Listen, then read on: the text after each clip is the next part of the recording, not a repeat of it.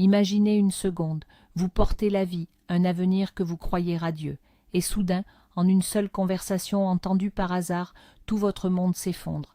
Vous découvrez que vous n'êtes qu'un pion dans un jeu cruel, que l'enfant que vous aimez déjà est considéré comme un simple objet à acquérir. C'est le début du cauchemar de Chloé, une histoire de trahison glaciale, une fuite éperdue pour protéger son bébé, et un destin qui lui réserve des épreuves et des miracles qu'elle n'aurait jamais pu imaginer. Accrochez-vous, car ce voyage sera intense et plein de rebondissements. Chloé était une jeune traductrice talentueuse, arrivée à Paris avec des rêves plein la tête. Après des mois de galère, elle avait décroché un poste en or dans une prestigieuse société d'import-export à la Défense. Son patron, Julien Moreau, était un homme charismatique, brillant et terriblement séduisant. Il l'avait remarqué, et très vite, leur relation professionnelle avait glissé vers une passion dévorante. Chloé, naïve et éperdument amoureuse, croyait à ses promesses. Il disait être séparé de sa femme, que leur mariage n'était plus qu'une formalité administrative. Elle s'est laissée bercer par l'illusion d'un futur commun, surtout quand elle a découvert qu'elle était enceinte. Pour elle, c'était un signe, le début de leur vraie vie. Mais le château de cartes s'est effondré le jour où Isabelle, l'épouse aussi élégante que glaciale de Julien, a sonné à la porte de son petit studio. La sonnette a retenti, stridente dans le silence de son petit studio parisien. Chloé, qui venait de rentrer plus tôt du bureau, un léger malaise au creux du ventre, a ouvert sans se méfier. Devant elle se tenait une femme d'une quarantaine d'années, blonde, impeccable dans son tailleur griffé. Son regard bleu acier la toisait avec un mépris à peine voilé. C'était Isabelle Moreau, la femme que Julien disait avoir quittée. « Alors, c'est vous » a-t-elle lancé, sa voix tranchante comme du verre brisé. Sans attendre d'invitation, elle a poussé la porte et est entrée, son parfum coûteux envahissant l'espace confiné. Chloé, pétrifiée, sentit le sol se dérober sous ses pieds. Le sourire condescendant d'Isabelle ne laissait présager rien de bon. Elle n'était pas venue pour une scène de jalousie. Elle était venue pour bien pire. « Je peux vous offrir de meilleures conditions de vie, vous savez, » a commencé Isabelle, en inspectant avec dédain le modeste appartement. Chloé, le cœur battant à tout rompre, ne comprenait pas. « Je ne vois pas de quoi vous parlez. » Isabelle a eu un petit rire sec. « Ne jouez pas les idiotes. Je sais tout.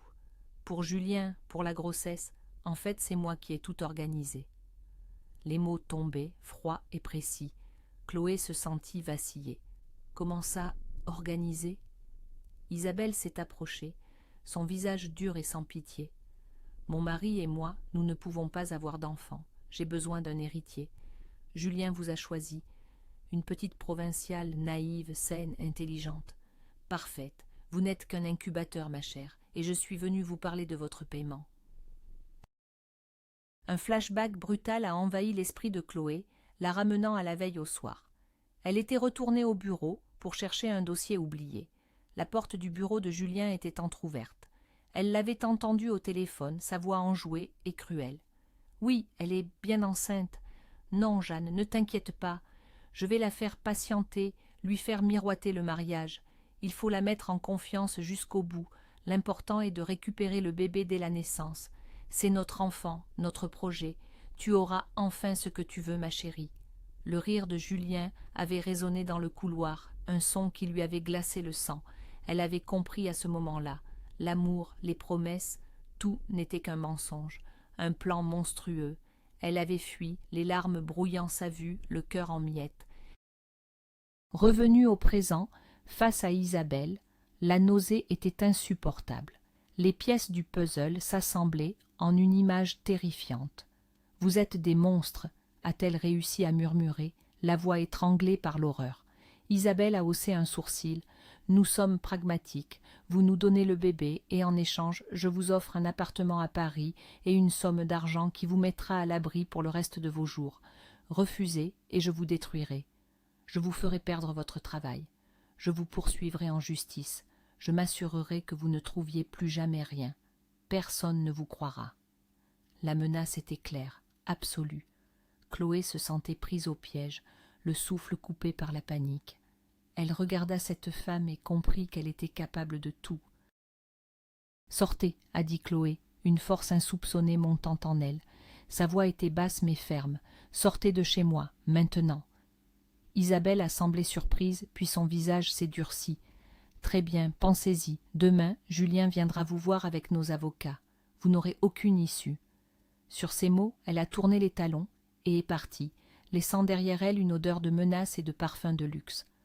Chloé s'est effondrée contre la porte, tremblante de tous ses membres. La fuite était sa seule option. Il fallait qu'elle parte, loin de Paris, loin d'eux. Elle a attrapé un sac, y a jeté pêle-mêle quelques vêtements, ses papiers et le peu d'argent qu'elle possédait. Chaque seconde comptait. Elle devait disparaître avant que le piège ne se referme sur elle et son enfant.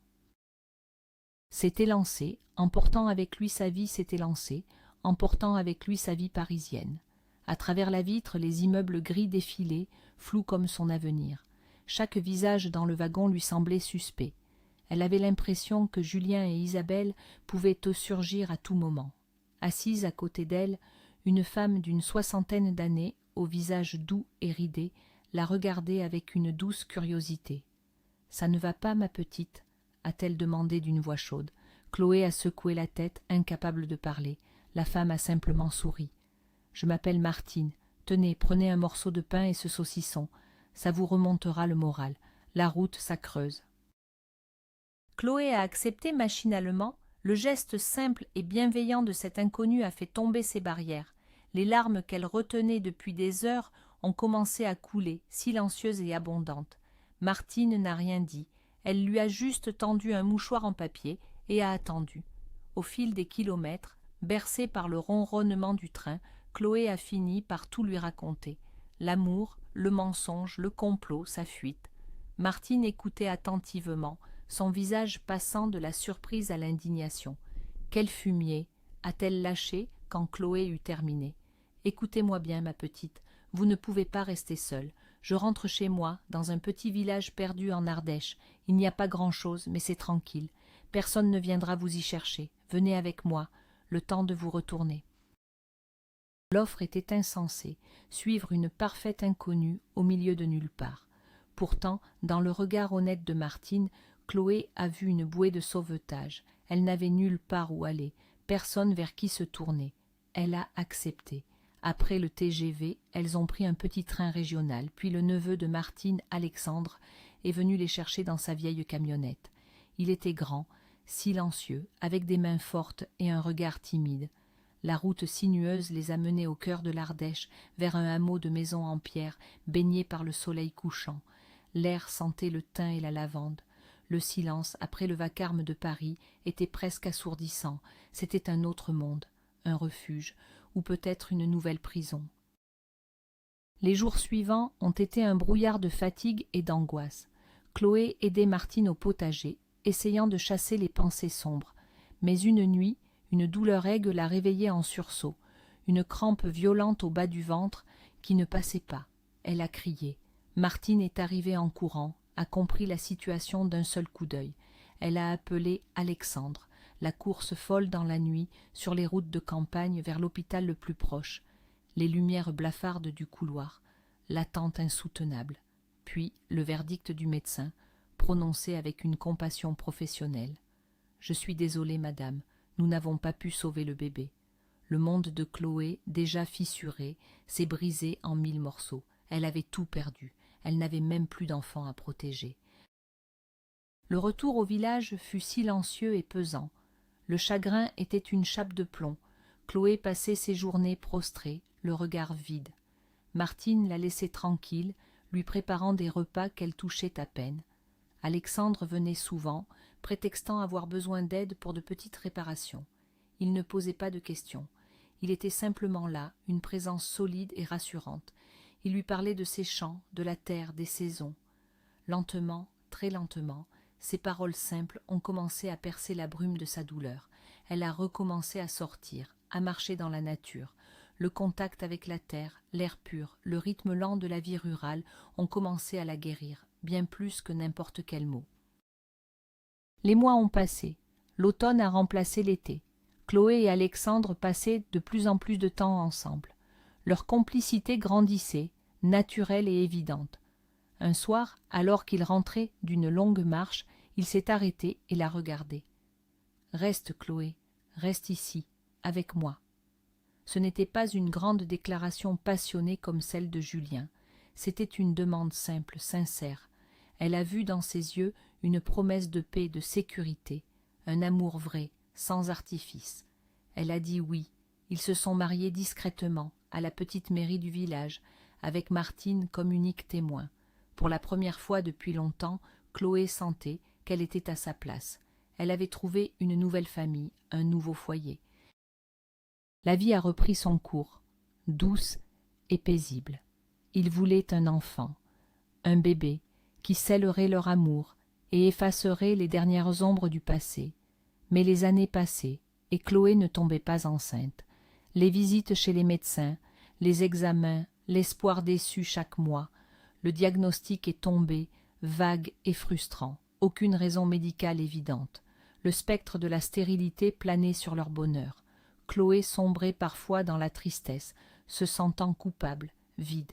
Mais Alexandre était son roc. « C'est nous qui comptons, lui disait-il en la serrant dans ses bras. Avec ou sans enfant, je t'aime, on trouvera une solution. » Son soutien indéfectible lui donnait la force de continuer. Chloé avait trouvé un travail dans la petite ville voisine comme éducatrice dans un foyer de l'enfance. Elle aimait s'occuper de ses enfants abîmés par la vie. Un jour, un nouveau petit garçon est arrivé. Il s'appelait Léo. Il avait à peine 3 ans.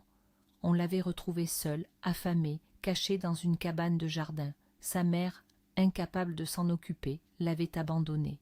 Léo était un enfant craintif qui ne parlait presque pas. Mais, dès le premier regard, Chloé a senti un lien inexplicable avec lui. Elle passait des heures à ses côtés, lui lisait des histoires, le réconfortait. Lentement, le petit garçon s'est ouvert. Il a commencé à sourire, puis à rire. Il la suivait partout comme son ombre. Un après-midi, alors que Chloé s'apprêtait à partir, Léo s'est agrippé à sa jambe, le visage inondé de larmes. « Maman » a-t-il pleuré. Le mot a transpercé le cœur de Chloé. Ce soir-là, elle en a parlé à Alexandre. « Il a besoin de nous. Nous avons besoin de lui. » Alexandre n'a pas hésité une seconde. Les démarches d'adoption ont été longues et complexes, mais leur détermination était sans faille. Le jour où Léo est officiellement devenu leur fils, leur maison s'est enfin remplie de la joie qui lui manquait. Leur famille était complète, le passé semblait enfin enterré. Ils avaient construit leur bonheur sur les ruines de leur peine. Léo était leur miracle. Les années ont filé, heureuses et tranquilles. Léo a grandi, c'était un garçon vif et joyeux qui faisait la fierté de ses parents. Alexandre travaillait dur dans sa ferme et l'exploitation était prospère. Un soir de septembre, alors qu'il rentrait des champs, la tragédie a frappé. Fatigué, il n'a pas vu le train qui arrivait à toute vitesse au passage à niveau. La collision a été d'une violence inouïe, le bruit assourdissant du métal broyé, puis le silence. Alexandre a survécu, par miracle, mais sa colonne vertébrale était touchée. Les médecins de l'hôpital de Lyon étaient informels, il ne remarcherait jamais. Le monde de Chloé s'est de nouveau effondré. Le bonheur était décidément une chose fragile. Chloé passait ses jours et ses nuits à l'hôpital. Alexandre, malgré la douleur, essayait de garder le moral pour elle et pour Léo. Mais dans le secret de la nuit, elle l'entendait pleurer. Il y avait une lueur d'espoir. Une opération très complexe, pratiquée dans une clinique spécialisée en Israël, mais qui coûtait une fortune, une somme qu'il ne pourrait jamais réunir, même en vendant la ferme et tout ce qu'il possédait. Le désespoir était total. Chloé se sentait impuissante, regardant l'homme de sa vie condamné à une vie d'immobilité. Elle a tenté de contacter des banques, des associations, mais les portes se fermaient les unes après les autres. Le destin semblait s'acharner sur eux. Un soir, alors qu'elle était rentrée au village pour s'occuper de Léo, le téléphone a sonné. Une voix inconnue, à l'accent parisien. « Madame Chloé Dubois, je suis maître Lefebvre, notaire à Paris. Je vous contacte au sujet de la succession de monsieur David Elmaleh. » Chloé ne connaissait personne de ce nom. Il doit y avoir une erreur. Le notaire a insisté. Monsieur Elmaleh était un riche industriel français qui vivait en Israël. Il est décédé récemment. Il se trouve qu'il est le grand-père de votre fils, Léo. » Chloé a failli laisser tomber le téléphone. C'était impossible, une mauvaise blague. Elle connaissait l'histoire de Léo. Sa mère biologique était une jeune femme paumée de la région. Le notaire a expliqué. Le fils de M. El-Maleh, Michael, était un jeune homme instable qui avait eu une brève liaison avec la mère biologique de Léo lors d'un séjour dans la région. Il était mort dans un accident peu de temps après, sans savoir qu'il avait un fils. David El-Maleh, avant de mourir, avait engagé des détectives pour retrouver cet unique petit-fils. Les recherches les avaient menés jusqu'au foyer de l'enfance, puis jusqu'à Chloé et Alexandre. Léo est son seul héritier, a conclu le notaire. Il hérite d'une fortune considérable. Je comprends votre choc. C'est pourquoi je vous demande de venir à mon étude à Paris avec Léo pour régler les formalités. Un test ADN sera nécessaire pour confirmer le lien de parenté.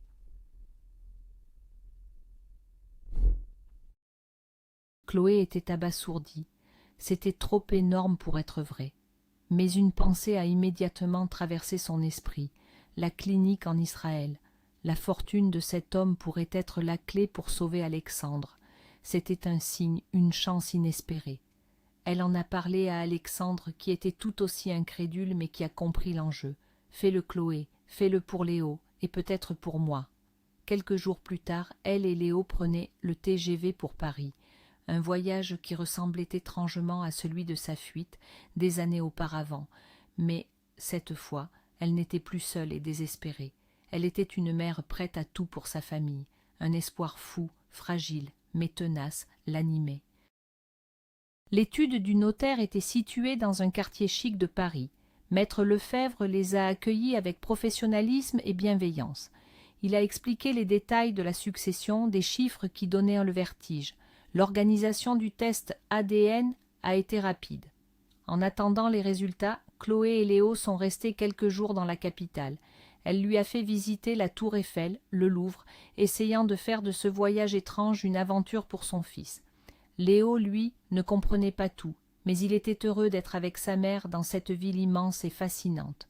Pour Chloé, chaque rue ravivait des souvenirs, bons et mauvais. Paris était une ville de fantômes.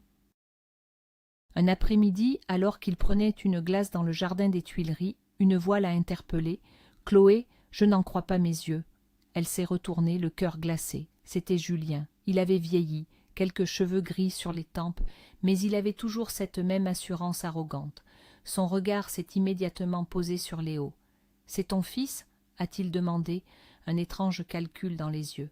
« Bonjour, Julien. »« Oui, nous devons y aller. » a-t-elle répondu sèchement, en prenant la main de Léo.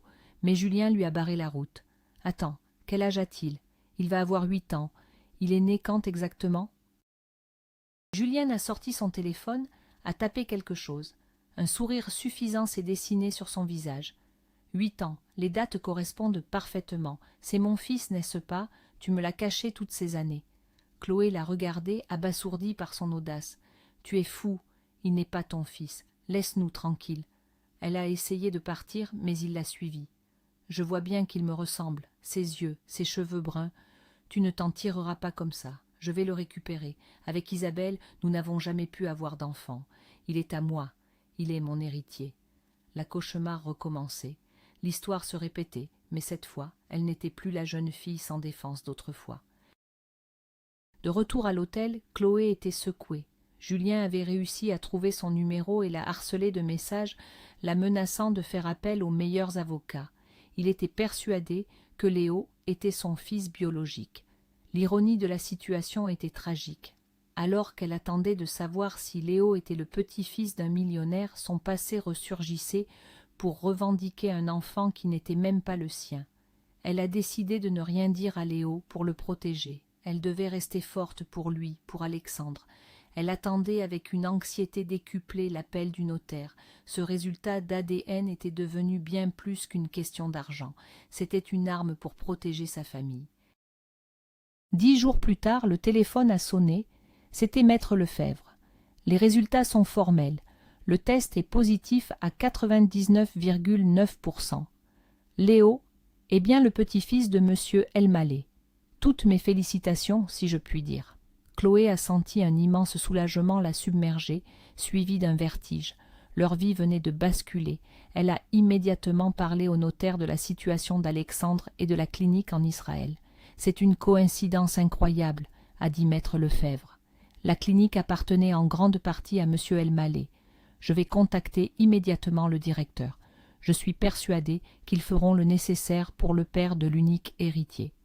Pour la première fois, un espoir concret de guérison pour Alexandre se dessinait. Avant de quitter Paris, Chloé a accepté de rencontrer Julien une dernière fois, dans un café. Il était venu avec Isabelle. Le même regard froid, la même arrogance. « Alors, nous avons fait nos recherches, » a commencé Isabelle. « Tu n'as pas de travail stable, ton mari est handicapé, aucun tribunal ne te laissera la garde de notre fils. » Chloé a posé sa tasse, calmement. « Il n'est pas votre fils. » Julien a ri. « On verra ça après un test de paternité que tu ne pourras pas refuser. » Chloé a alors sorti de son sac une copie du rapport ADN et l'a posée sur la table. « Lisez ça. Léo a trouvé sa vraie famille, et ce n'est pas la vôtre. Je vous demande de nous laisser en paix, une bonne fois pour toutes. » Julien et Isabelle ont parcouru le document, leurs visages se décomposant peu à peu. La surprise, l'incrédulité, puis la rage. Ils ont compris qu'ils n'avaient plus aucune prise. Chloé s'est levée. « C'est terminé, » a-t-elle dit, avant de tourner le dos et de partir sans un regard en arrière. Elle avait enfin exorcisé ses démons, elle avait gagné, elle n'était plus une victime mais une femme forte qui avait protégé sa famille contre toutes les menaces.